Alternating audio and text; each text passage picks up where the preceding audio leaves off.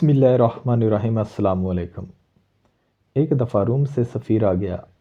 مدینہ میں پہنچ کر پتہ کیا کہ مسلمانوں کا بادشاہ عمر کہاں ہے۔ لوگوں نے کہا وہ تو بیت المال کے اونٹ چرانے جنگل میں گئے ہوئے ہیں۔ روم کا سفیر حیران ہوا کہ وقت کا حاکم ایسا بھی ہوتا ہے کیا؟ عمر فاروق رضی اللہ تعالیٰ عنہ سے کچھ ملکی معاملات پہ بات کرنی تھی۔ سفیر ڈھونڈتے ہوئے ایک درخت کے پاس پہنچا۔ دیکھا کہ عمر فاروق درخت کے نیچے لیٹ کر آرام فرما رہے تھے، مگر جنگل کا ایک شیر ہے جو عمر فاروق کا پہرا دے رہا ہے۔ روم کے سفیر پر جب شیر کی نظر پڑی تو شیر کے دہاڑنے کی آواز سنائی دی۔ روم کا سفیر چلانے لگا۔ اتنے میں عمر فاروق کی آنکھ کھل گئی۔ پوچھا کیا بات ہے، کیوں چلا رہے ہو؟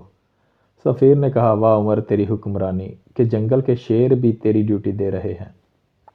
اس پر عمر فاروق نے ایسا جملہ کہا کہ سونے کی تار سے لکھا جائے پھر بھی کم ہے۔ فرمایا جو بھی ہمارے نبی محمد مصطفیٰ صلی اللہ علیہ وآلہ وسلم کی غلامی اختیار کرتا ہے اس کی قدر جنگل کے جانور بھی پہچانتے ہیں۔ روم کے سفیر نے بات چیت کی اور چلا گیا۔ دوسرے دن صبح ہوئی۔ عمر فاروق رضی اللہ تعالیٰ عنہ پانی کی مشکیزیں بھر بھر کے غریبوں کے دروازے پہ پانی پہنچا رہے تھے تو نوکروں نے کہا کہ امیر المومنین خزانے سے ہم بھی تنخواہ لیتے ہیں، آپ حکم کرو ہم پانی بھر دیتے ہیں۔ اس پہ عمر فاروق رضی اللہ تعالیٰ عنہ نے کہا آپ ٹھیک کہہ رہے ہو، مگر کل روم کا سفیر آیا، اس نے میری تھوڑی تعریف کر دی، اس سے میرے نفس میں کچھ اکڑ آ گئی۔ اب غریبوں کا پانی بھر کے اپنے نفس کو سزا دے رہا ہوں کہ عمر تو بادشاہ نہیں، تو غریبوں کا غلام ہے۔